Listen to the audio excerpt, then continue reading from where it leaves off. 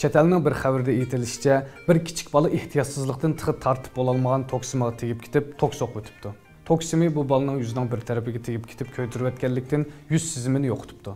Bolaning onasi toksimiga mas'ul taraf ustidan sudga arz sunibdi va $1 million to'lam berishni talab qildi.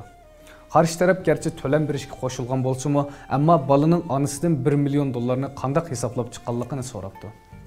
Da'vogarning advokati da'voga bevosita aloqador bolani sudga chiqishga taklif qildi. U bolaning oldiga bir parcha aynakni qo'yib, zavod tarafining vakiliga "Siz bolaning ko'yib jarohatlangan yuziga qarab 1 minut kuling" debdi. Qarshi taraf bolaning ko'yib satlashib ketgan yuziga bir haza qarab turgan bo'lsa-mu, zodili kulolmabdi.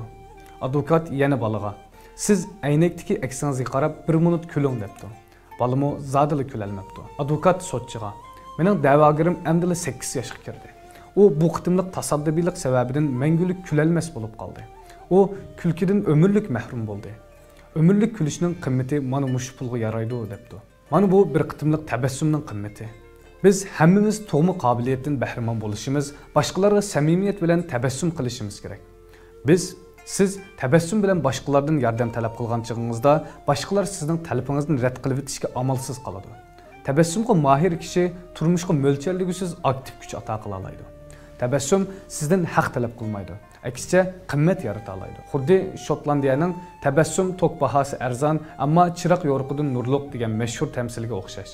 Shu atidan kechgacha chiroyi tutilib yuradigan kishilar tabassumning qimmatini bilmay, nurg'ulg'an muvaffaqiyat va xushallik fursatlarini qo'ldan berib qo'ydi. Buningdan shuni ko'rilishga bo'ldiki, talay bilan fursat ularga uncha oson e'tibor qilib ketmaydi. Biz hammamiz doim chiroyidan kulki ketmaydigan, xushfe'l, umidvor kishilarga yaqinlashishga amroq. Real turmuşda kulishni bilmaydiganlarning do'sti yo'q deyarlik bo'ladi. Chiroyda kulki jilvilinib turadigan odam muz chiroylarga qaraganda osonla muvaffaqiyat qozona oladi.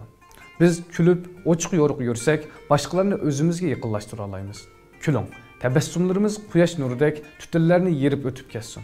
Tabassumlarimiz ay nuridek turmushimizga yo'riqlik ato qilsin. Tabassumlarimiz zimiston sovuqlarni illitsin. Tabassumlarimiz bahor shamildek hamma bulung puchqoqlarga yetsin. Kulke o'zi adab axloq.